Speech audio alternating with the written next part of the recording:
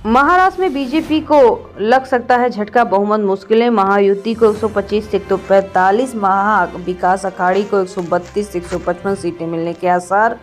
ये तो साफ है कि महाराष्ट्र में किसी को बहुमत मिलने की उम्मीद नहीं है। इस बार छोटी पार्टियां और इंडिपेंडेंट कैंडिडेट 25 सीट जीत सकते हैं, यानी सरकार यही बनवाएंगे।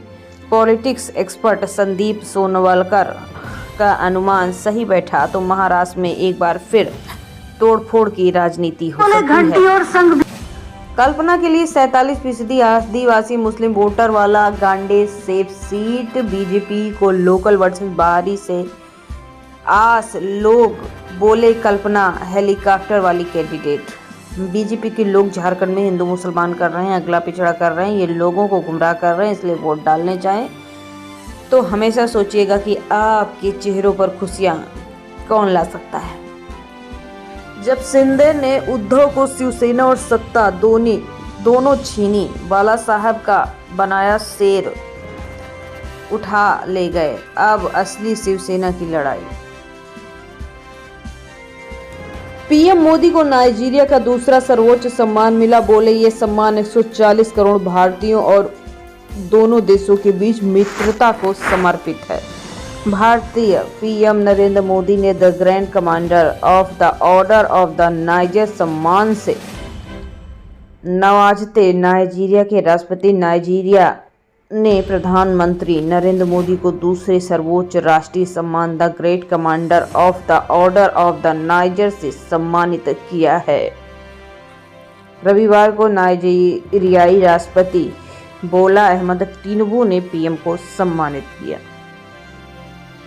आजम के घर पहुंचे सांसद चंद्रशेखर रामपुर में बोले, जब ऊपर वाला मेहरबान तो गदा पहलवान। बेटा अदीब के कंधे पर हाथ रखा।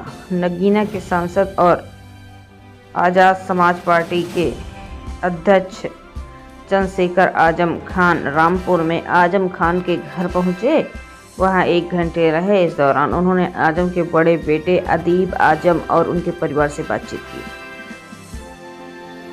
अलीगंज इंदिरानगर में डेंगू सबसे ज्यादा मरीज। लखनऊ में कुल मरीजों का आंकड़ा 2500 पार। 24 घंटे में 19 नए केस। लखनऊ में 24 घंटे के भीतर 19 नए मरीज सामने आए। इसके अलावा मलेरिया का एक पॉजिटिव केस।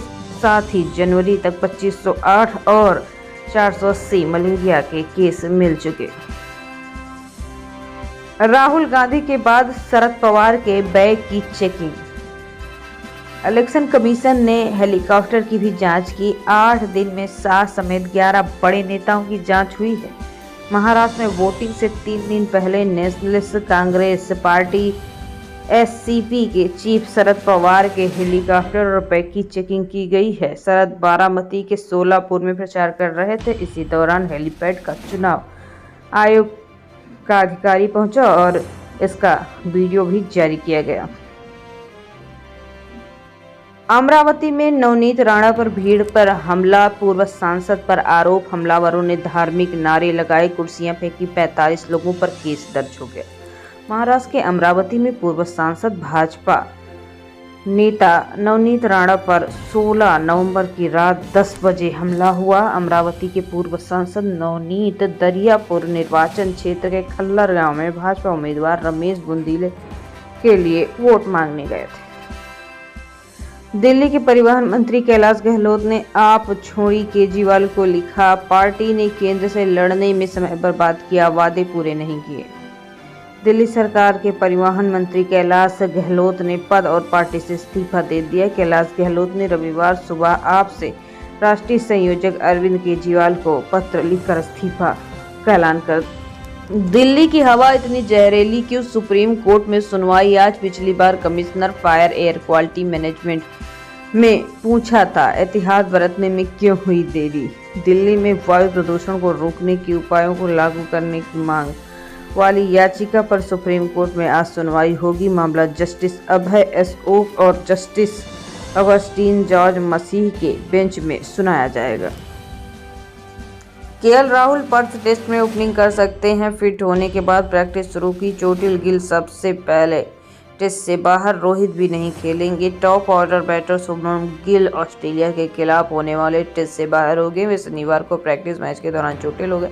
हाल ही में दूसरी बार पिता बने भारतीय कप्तान रोहित शर्मा भी टेस्ट में नहीं खेलेंगे। उनकी गैर मौजूदगी में जसप्रीत बुमराह कप्तान होंगे। वहीं केएल राहुल पहले टेस्ट में ओपनिंग कर सकते हैं। G20 में भिड़े थे रूस अमेरिका, साझा फोटो तक नहीं हुई।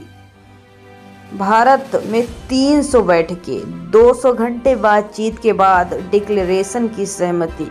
भारत की अध्यक्षता में हुए G20 समिट के सफल समापन के बाद पीएम मोदी ने ब्राजील में राष्ट्रपति लूला डी सिल्वा को इसकी अध्यक्षता सौंपी थी। जगह बाली, इंडोनेशिया। मौका G20 की मीटिंग, तारीख 16 नवंबर 2022।